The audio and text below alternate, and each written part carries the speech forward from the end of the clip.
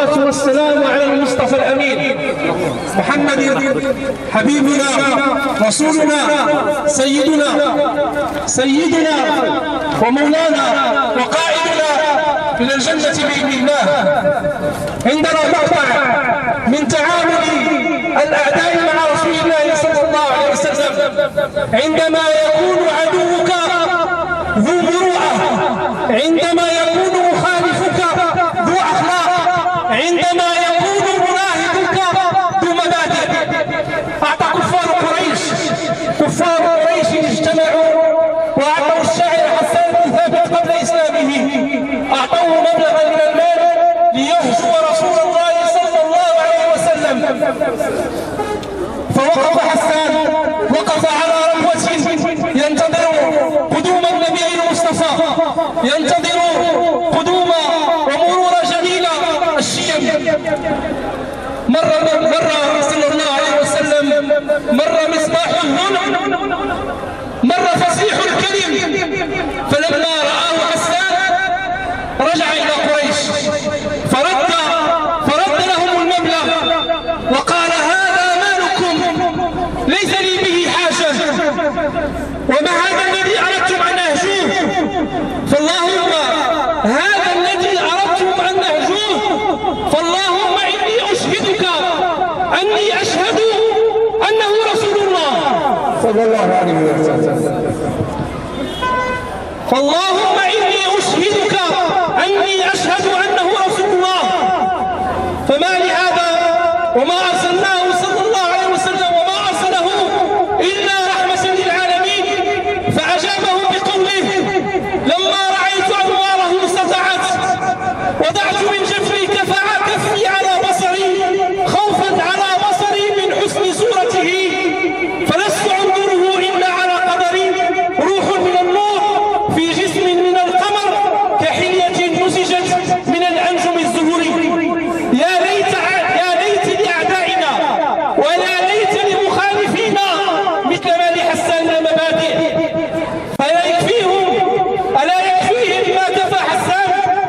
فحسبه ما كفى حسان من صدقه وبراعة سجيته وفطرته السليمة.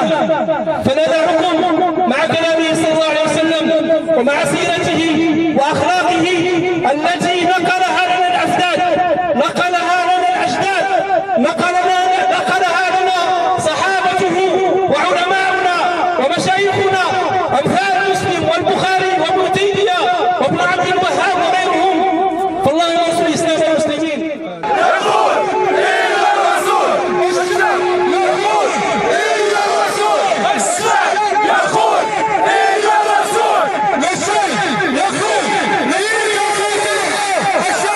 يقول إلا الرسول، الإسلام يقول إلا الرسول.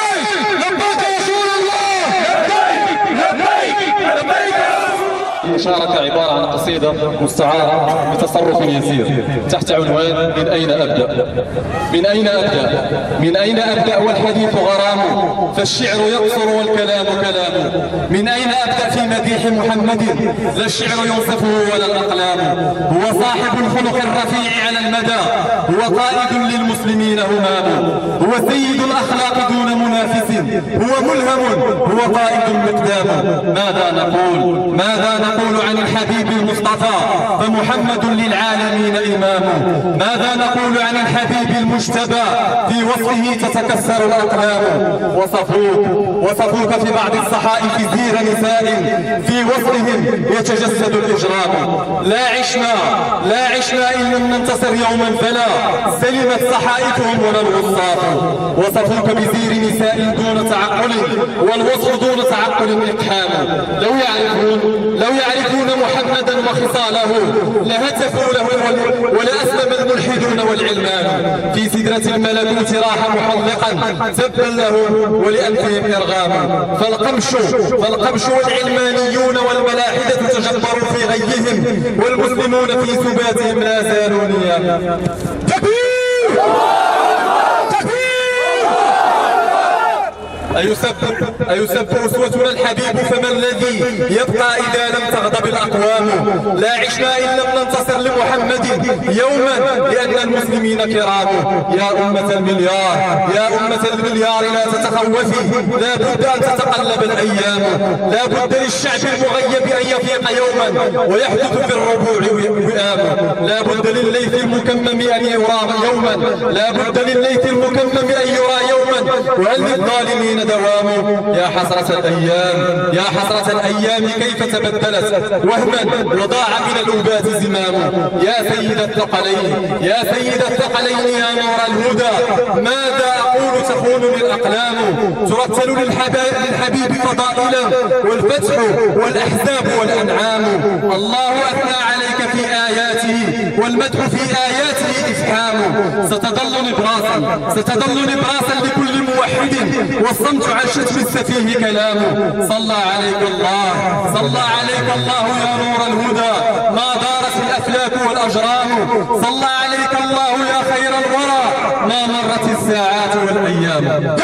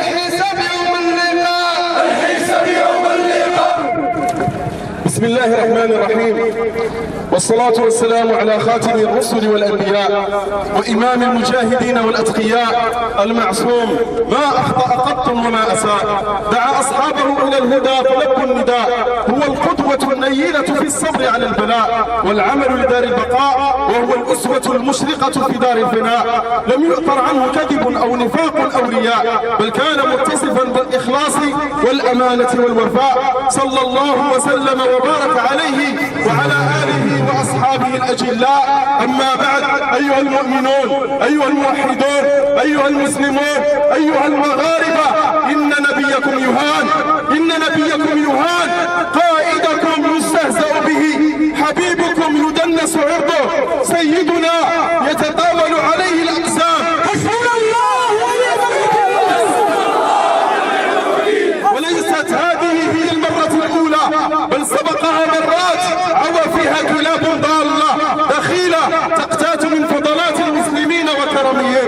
ظنوا كما ظن اليهود أن محمدا قد خلف البنات، لكن هيهات هيهات، فوالله إن الأمة لن تخلو من رجالاتها، إن الأمة لن تخلو من رجالاتها ولن يدوم سباتها. هذا السبات والغفلة الناتج عن المؤسسات المغيبة، على رأسها المؤسسات الدينية كالمجالس العلمية ووزارة التوقيف التي تستيقظ لتوقف خطيبا بسبب ذبحه ودفاع عن عرضه نبيه. أيها المسلمون، قد كثر لقطاء الخنازير، منهم من سب النبي ووصف رسائله التي أرسلها لملوك وعظماء الأمصار بالإرهابية، وانتقص من كلام الله بسوء أدب وجرأة فاجرة، مطالبا بتحريف القرآن وشطب الآيات التي يعتقد أنها تدعو إلى العنف والكراهية. ثم جاء معتوه ضال يدعو إلى المساواة في الإرث والتأله على الله سبحانه وتعالى. ولا ننسى كذلك تلك الحية النتنة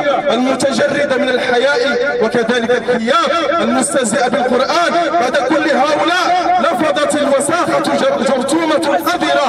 ونعم الوكيل، حسبنا الله ونعم الوكيل. بعد كل هؤلاء لفظت الوساخة جرثومة خرطومة قذرة وضبع ساقط.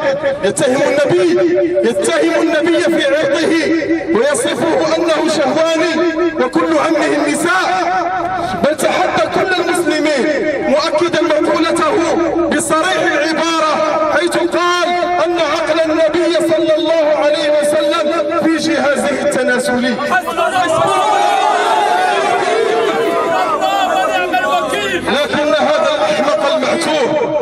لكن هذا الأحمق المعتوه لما رأى غضب الشارع وبعض مشايخ والدعاة وخطباء المنابر بلع لسانه وأعلن أن كلامه آنف الذكر ما هو إلا حبا ودفاعا عن رسول الله.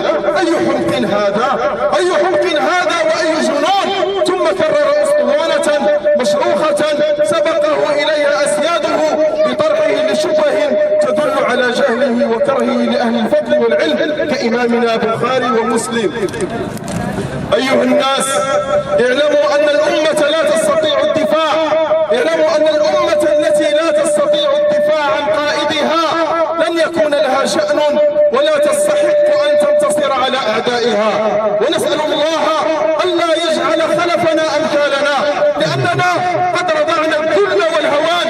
هم يضحكون علينا بقوانينهم الوضيعة وشعاراتهم الزائفة وحقهم في التعبير والرأي والحرية المطلقة، رغم أننا لم نسمع لهم حسا اتجاه الديانات الأخرى، لم نجد لحرياتهم مدادا انتقاد اليهود أو النصارى ولا حتى الهندوس. أعباد البقر أرجل منا أيها المسلمون. كلما نطق السفيه إلا وتطاول على الإسلام وأهله ويستهزئ بمقدساتهم، حتى صارت كل قوانين الأرض تعطي الحرية لأعداء الإسلام وتقزم حرية المسلمين، كأن العقوبات والسجون ما أنشئت إلا للمسلمين، لم يسمح الشباب ولا الشيوخ ولا حتى النساء، بل حتى القاصرات الآن تعمر بهن السجون.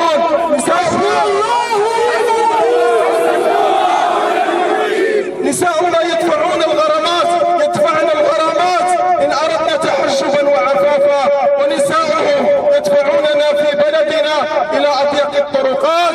حسبنا الله ونعم الوكيل.